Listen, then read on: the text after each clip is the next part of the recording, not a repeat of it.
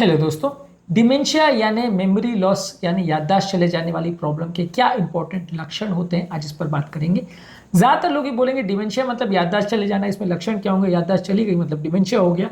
लेकिन इसके कई और भी इंपॉर्टेंट फीचर्स होते हैं जिसको जानना और समझना ज़रूरी है। इनमें से अगर कोई फीचर हमको मिलता है तो हम इस बीमारी को जल्दी डिटेक्ट कर सकते हैं और जल्दी ट्रीटमेंट स्टार्ट कर सकते हैं या रिस्क फैक्टर्स को कंट्रोल कर सकते हैं।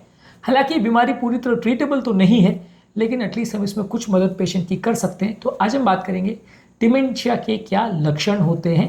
ये सिर्फ मेमोरी लॉस का प्रॉब्लम नहीं, इसमें और भी कई चीज़ें होती है जो कि अर्ली साइंस बन सकते हैं, तो इसलिए जानना और समझना ज़रूरी है। टॉपिक पर जाने से पहले जो लोग हमारे चैनल पर नए हैं उन्हें रिक्वेस्ट करूँगा कि चैनल को सब्सक्राइब करें, वीडियोस को लाइक करें, शेयर करें, फॉलो करें, कमेंट करें, पूरा देखें। टॉपिक बहुत ही इंपॉर्टेंट है और कुछ नई एस्पेक्ट्स हम आपको इसमें बारे में बताएंगे डिमेंशिया के बारे में, इसलिए पूरा देखिएगा। चलिए शुरू करते हैं इंपॉर्टेंट वीडियो।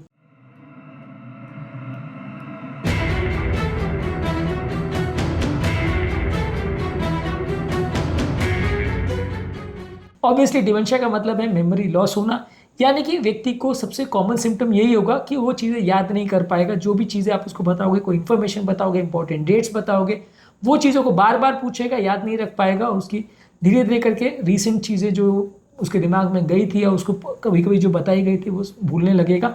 चाबी कहाँ रखी या कोई इंपॉर्टेंट चीज़, डॉक्यूमेंट्स कहाँ रखे या किसी चीज़ में साइन किया या नहीं किया, खाना खाया या नहीं खाया, ये सारी चीज़ें भूलने लगता है। तो आपको डिमेंशिया का ये सबसे इंपॉर्टेंट और सबसे पहला लक्षण होता है। इसके अलावा कई बार लोगों को कंसंट्रेशन करने में भी दिक्कत आती है, यानी बोलते समय वो सही वर्ड नहीं ढूंढ पाते हैं या फेमिलियर वर्ड्स भी कई बार भूल जाते हैं, कोई इनअप्रोप्रिएट वर्ड्स यूज़ कर लेते हैं, बात करते समय कोई वर्ड के बदले कुछ और वर्ड बोल दिया। ये भी कई बार एक डिमेंशिया का साइन हो सकता है। हालांकि दूसरी प्रॉब्लम में भी ऐसा हो सकता है, लेकिन ये भी एक साइन हो सकता है याददाश्त जाने का। इसके अलावा लोगों की डिसीजन मेकिंग और जजमेंट की कैपेबिलिटी भी कॉम्प्रोमाइज़ हो जाती है। अलग अलग चीज़ों में वो प्रॉपर डिसीजन नहीं ले पाते। ये भी एक इंपॉर्टेंट प्रॉब्लम होता है जो कि डिमेंशिया वाले पेशेंट में होता है। कई लोग को डिसओरिएंटेशन हो जाता है कि टाइम प्लेस पर्सन का उनको पता नहीं रहता है कि वो कहाँ हैं, क्या कर रहे हैं, किस तरह की बातें कर रहे हैं। ये सारी चीज़ें वो कंफ्यूज हो जाते हैं। ये कन्फ्यूजनल स्टेट भी कई बार डिमेंशिया के पेशेंट में देखने को मिलता है। इसके अलावा रेगुलर कोई भी टास्क जो करते हैं, जैसे खाना खाना, ब्रश करना या कोई भी इंपॉर्टेंट डेली की एक्टिविटीज़ करना, ये सारी चीज़ों में भी उनको दिक्कत आने लगती है। अगर किसी को खाना बनाने में या बिल पे करने में या कोई रेसिपी फॉलो करने में या मोबाइल से कुछ काम करने में, ये सारी चीज़ों में दिक्कत आने लगती है, जो पहले कर रहे थे अभी दिक्कत आ रही है, तो वो डिमेंशिया का एक अर्ली साइन हो सकता है। इसके अलावा एब्स्ट्रैक्ट थिंकिंग में दिक्कत आती है, यानी कोई भी प्लान करने के लिए फ्यूचर में कि कोई अपने फाइनेंस प्लान कर रहे हैं और फ्यूचर के हिसाब से क्या मैनेज करना है, ये सारी चीज़ें जिसमें सोच समझने की क्षमता को यूज़ करना होता है, वो सारी चीज़ों में गड़बड़ करने लगते हैं। तो अगर ऐसा भी हो रहा है और बाकी फीचर्स नहीं है तो भी ये डिमेंशिया का अर्ली साइन हो सकता है। हालांकि हर व्यक्ति जो सोच नहीं पाता सबको डिमेंशिया ऐसा नहीं, इसका और भी कारण हो सकते हैं, लेकिन ये एक इंपॉर्टेंट इशू हो सकता है। इसके अलावा चीज़ों को मिसप्लेस करना, यानी चीज़ों को कोई अनयूजुअल जगह पे रख देना और फिर भूल जाना और फिर हमेशा ढूंढते रहना, ये एक फीचर हो सकता है। हालांकि बहुत कॉमन लोग केयरलेसनेस की वजह से भी ये करते हैं, तो वो डिमेंशिया का पार्ट नहीं है। लेकिन इस तरह के पेशेंट में अगर बाकी फीचर्स भी साथ में मिल रहे हैं तो आपको डिमेंशिया के लिए देखना चाहिए।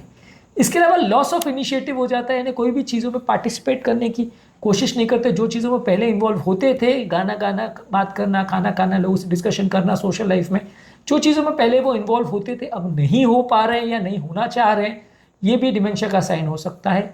इसके अलावा यदि किसी व्यक्ति का मूड चेंज हो रहा है या उसका बिहेवियर पैटर्न में चेंज हो रहा है, बहुत ज़्यादा मूड स्विंग्स हो रहे हैं, डिप्रेशन, एंग्जाइटी, एजिटेशन हो रहा है, सोसाइटी से विड्रॉ कर रहे हैं, लोग से बात नहीं कर रहे, तो ये भी डिमेंशिया का एक बीमारी का साइन हो सकता है।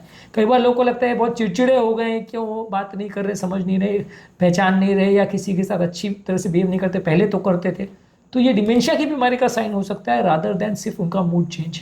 इसके अलावा किसी की पर्सनैलिटी चेंज हो जाए, अगर मान लीजिए कोई व्यक्ति सडनली बहुत ज़्यादा शक करने लगे, बहुत ज़्यादा डरने लगे, बहुत ज़्यादा चिड़चिड़ा हो जाए, और खासकर अगर ये चीज़ बाकी साइंस के साथ मिल रही है, उम्र दराज पेशेंट में मिल रही है, तो ये डिमेंशिया का एक फीचर हो सकता है। हालांकि दूसरे साइकोलॉजिकल इश्यूज़ में भी ऐसा मिल सकता है, लेकिन इसके लिए आपको एक बार जांच करना आवश्यक है। इसके अलावा कई बार लोग फेमिलियर फेसेस या फेमिलियर ऑब्जेक्ट्स को रिकॉग्नाइज नहीं कर पाते। कोई सामने हाथ में कोई चीज़ लिए, जो पेन है या पेपर है, कोई ऐसी चीज़ है जो आप हमेशा से यूज़ कर रहे हो, फिर भी उसको आप पहचान नहीं पाते ये क्या है, या सामने आपका कोई फ्रेंड, फैमिली, रिलेटिव का कोई बंदा खड़ा है, आप उसे पहचान नहीं पा रहे यार ये कौन है, तो ये भी डिमेंशिया का एक साइन हो सकता है। इसके अलावा ओवरऑल स्पेशल अवेयरनेस चली जाती है, ओवरऑल चीज़ों को पकड़ने का, समझने का, या आसपास का जो ओरिएंटेशन है, कौन सी गाड़ी कितनी स्पीड से आ रही है, मुझे हटना चाहिए, बचना चाहिए, किस चीज़ को कैसे पकड़ना है। मूविंग ऑब्जेक्ट्स के साथ एक कोरिलेशन होता है कि हवा में वो 3 डायमेंशनल पोजीशन में वो ऑब्जेक्ट कहाँ पे है, कैसे उसको डील करना है, वो सारी चीज़ें भी कई बार कॉम्प्रोमाइज़ होती है। इसके अलावा कुछ लोगों को हेलुसिनेशंस हो सकते हैं, यानी जो चीज़ें नहीं है उसके बारे में भी उनको वो दिखाई देता है या उनको बिलीफ हो जाती है, या डिल्यूजन्स होते हैं जिसको फॉल्स बिलीफ बोलते हैं कि जो चीज़ एग्जिस्ट नहीं करती उसको बिलीव करने लग जाते हैं। ये डिल्यूजन्स और हेलुसिनेशन भी वैसे तो साइकोलॉजिकल प्रॉब्लम्स में भी हो सकता है, लेकिन ये डिमेंशिया का पार्ट हो सकता है। इसके अलावा उनकी मोटर स्किल्स कॉम्प्रोमाइज़ हो जाती है, कोऑर्डिनेशन अफेक्ट हो जाता है, चलने फिरने में बैलेंस कॉम्प्रोमाइज़ हो जाता है। ये सारी चीज़ें भी डिमेंशिया का पार्ट हो सकती है।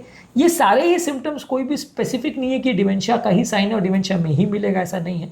पर अगर मल्टीपल इस तरह के पैरामीटर्स आपके पेशेंट में देखने को मिल रहे हैं तो आपको वैसे व्यक्ति की जांच करवाने की आवश्यकता है कि उसको डिमेंशिया की बीमारी चालू तो नहीं हो गई है, और यदि मल्टीपल सिम्टम्स मिल रहे हैं और बढ़ते जा रहे हैं तो डिमेंशिया हो सकता है। ब्रेन का स्कैनिंग करवाने की आवश्यकता है, और वैसे केस में अगर कोई प्रॉब्लम मिले तो ट्रीटमेंट करने की आवश्यकता है। डिमेंशिया के लिए क्या क्या टिप्स और ट्रिक्स यूज़ कर सकते हैं, क्या बेस्ट फूड है, क्या वर्स्ट फूड है, इस पर हमने ऑलरेडी अलग वीडियोज़ किए जो कि आप हमारे चैनल पर देख सकते हैं। टॉपिक एंड करने से पहले जो लोग हमारे चैनल पर नए हैं उन्हें रिक्वेस्ट करूँगा कि चैनल को सब्सक्राइब करें, वीडियोज़ को लाइक करें, शेयर करें, फॉलो करें, कमेंट करें, पूरा देखें।